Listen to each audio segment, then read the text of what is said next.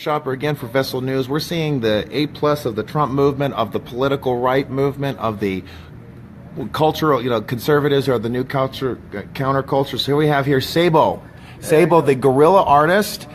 He was most recently showcased all over the world, punking and trolling Maxine Waters at her town hall in Inglewood, California. Yes, I did.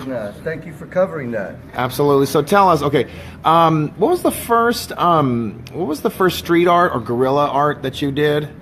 Tell us about that. The first, dude, the first was a long time ago. I really couldn't even tell you. I think it was probably like I did one of those troll dolls of Yasser Arafat. And really? Yeah. Okay. That was a long time ago. And I figured, you know what? Fidel Castro would make a really nice troll, so I did that too. Where was the painting for these? Or the posters? Where did you put them up? Around UCLA. Okay. But it's like, I would say that at the time, I wouldn't use a word like prolific. It's like I was still a normal guy with a normal job, working at startups. And it wasn't until, to be quite honest with you, dude, it wasn't until like everyone in my family died.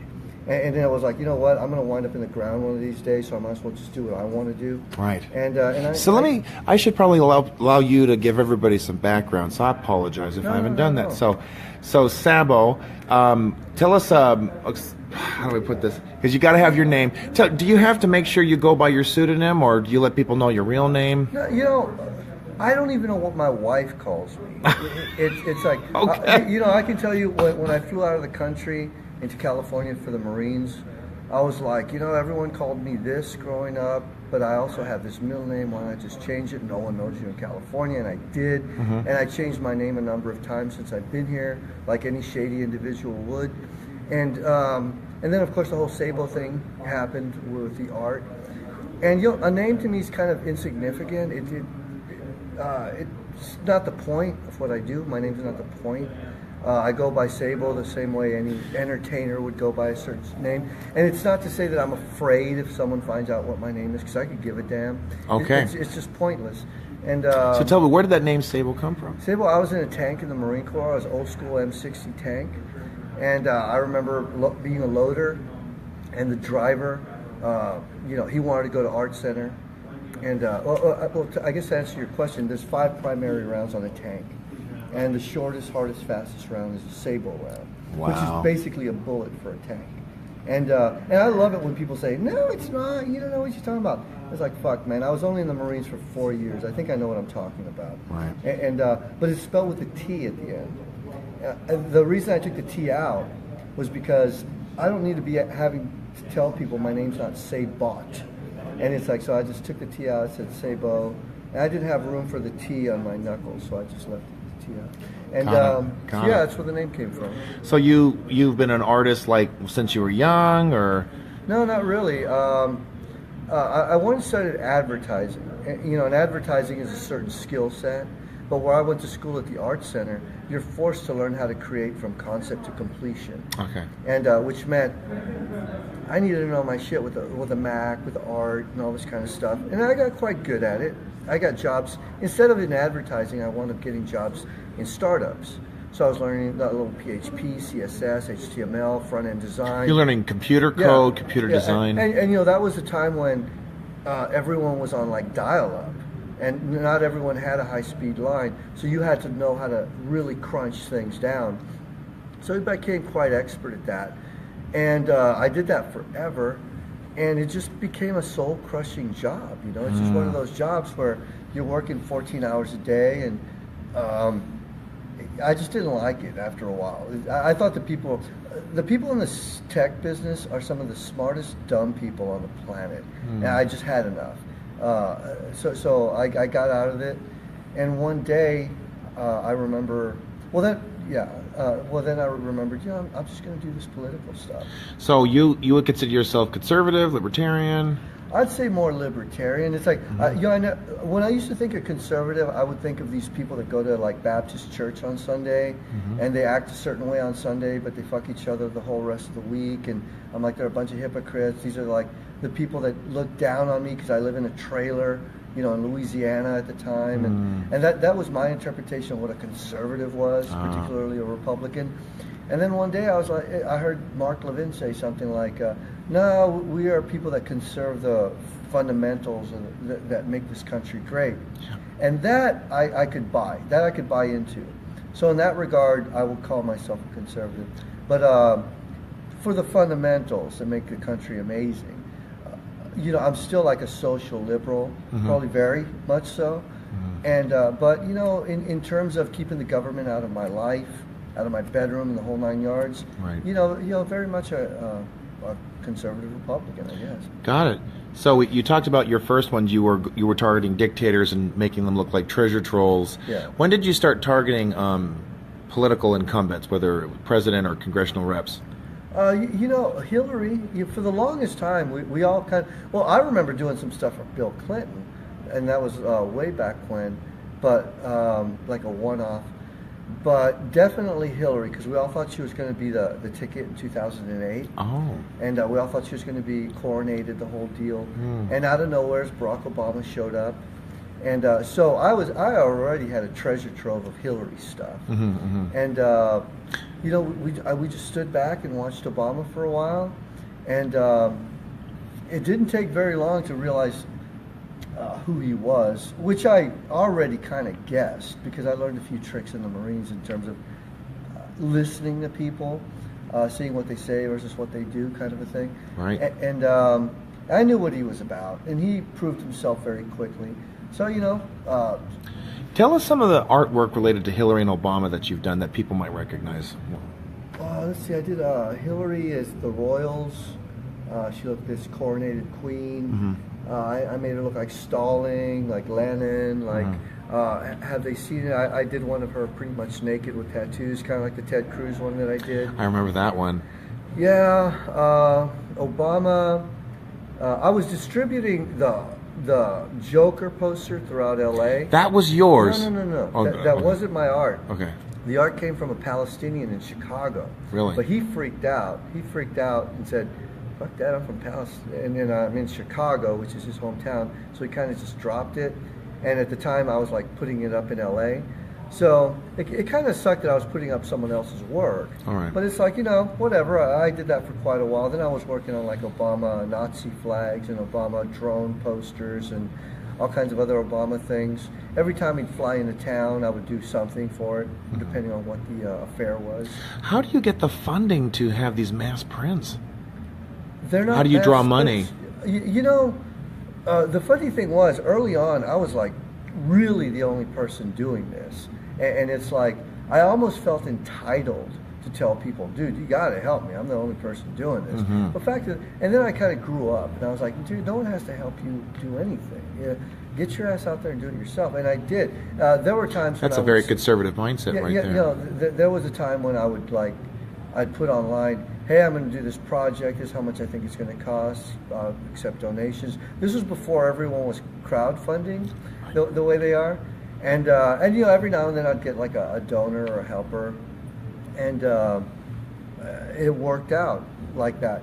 And then of course the Ted Cruz thing happened, and things started working out for me. I was able to buy my own printer. Okay. And then once I bought my own printer, it was kind of like I could come up with an idea and just bang it out myself. Right. And I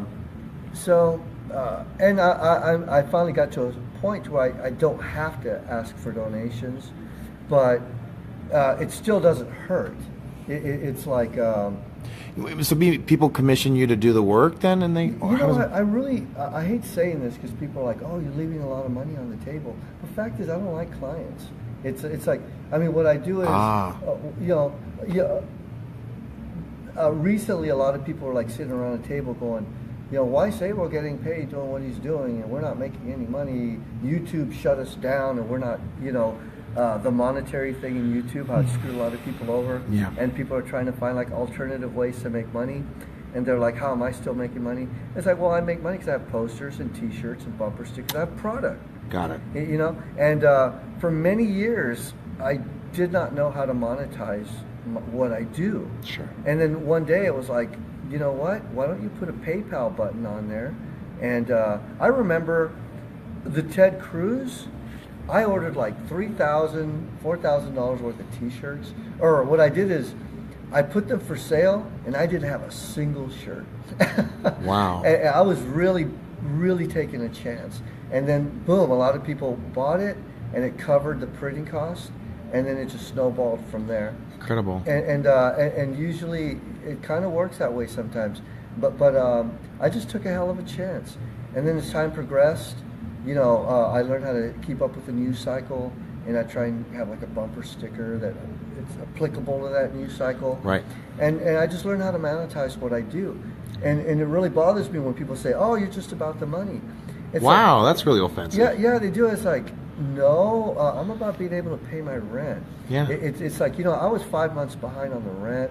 I couldn't eat. I didn't date for years because I couldn't. I'm not the kind of guy that's going to have a girl pay for the date. It's like I didn't date for years because I was so damn broke. I've got to ask this question. So you're telling me about a great build up this business, and now I have to get to the really see. So I saw the posters. It was about December 10th, right there on the corner of Hollywood and Highland. It was the Star Wars posters. Oh yeah. So that was it. And then of course there's the Maxine Waters one where you're at the bus stop. Do you take the glass out and put the posters in, or how do you do it? There's a certain way you can open the device. And there's certain keys involved. You just have to know what kind of keys. Okay. And but everyone is different. Some of them you just need one tool, another one you need another tool. You really have to scout your location to see what's up. Do you ever worry about getting arrested or something? I do, and I always tell myself I'm not going to do it again. I always tell myself, because it's kind of boring now. It's like doing bus benches, doing bus installations, doing posters on the street. To me, is almost boring. But it's like I just managed.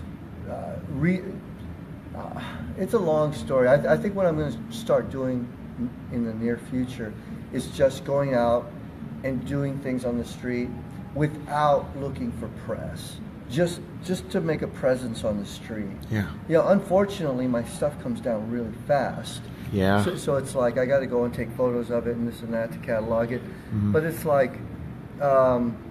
It's a really weird world. It's like in one world, you're chasing the press in hopes of going viral with your art, and in another world, you're trying to be like a legit street artist, which would be great if people didn't rip my shit down all the time.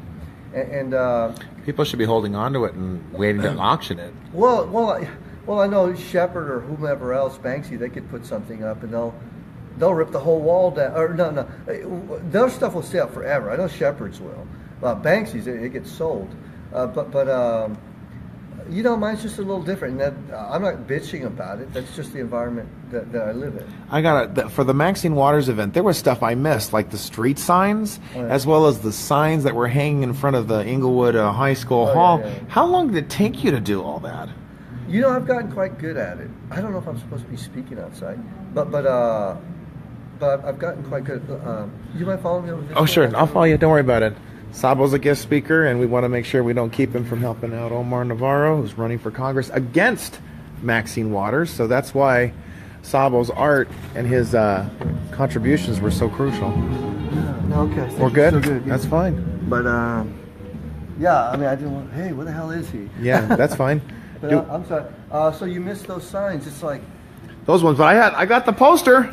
The poster was great with her looking like James Brown. That was beautiful. Yeah, the thing is, man, I've been doing this for so long, I could quite literally get started on a project at like 8 o'clock at night and have it on Drudge by 12 the next day. Wow. It's like, if I'm lucky. I mean, I'm fortunate that they pick it up. I'm not going to pretend that I'm going to have that all the time. It's like, I'm happy that people are interested in my art.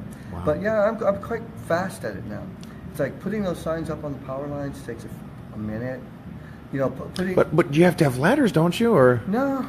So you just climb up? No. You just need certain techniques. It's like believe it or not, there's ropes, string. You can throw stuff up. Okay. And, hoist it up. Wow. It's all a matter of technique. And I got to tell you, the Maxine Waters one, I think that went viral about 5 days at least. How long did it last? Did you see it having such an impactful media presence? I saw it, and even better, I think it revived a piece that my friends did. They did the Poverty Pimp poster. Yes. Yeah. I remember that one. And it's like they did. See, I had done a poster of Jesse Jackson that said "Poverty Pimp" on it. Yeah. And I don't know if they saw that or not, but I was like, "Dude, you guys ripped off my design." But the fact of the matter is, they probably didn't even see it. But I was like, "Well, they did a pretty good one with that Maxine Waters."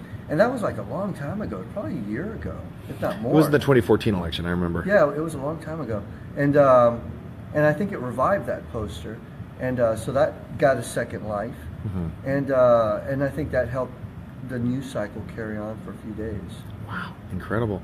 Do you have a website people can visit, or a place where they can donate and stuff? Unsavoryagents.com, and I mean, as far as donations go, it's like, believe it or not, it helps with the ink, the paper.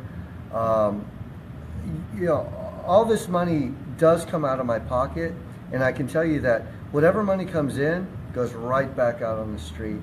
It's like, I'm not getting rich off of this, but I love that I'm doing this for a living. I love that I'm being able to maintain it.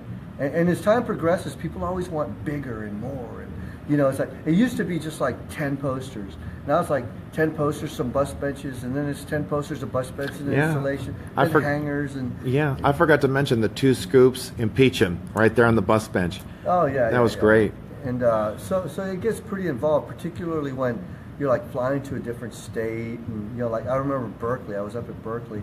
You know, when I get a hotel room, like I know I'll tell someone, hey, I'm going to Berkeley for this, and they'll say, well, here's the money for a hotel room. I'll try and throw in as many Proud Boys in the room as possible. Wow. You know, it's like sleep on the floor, have a second bed.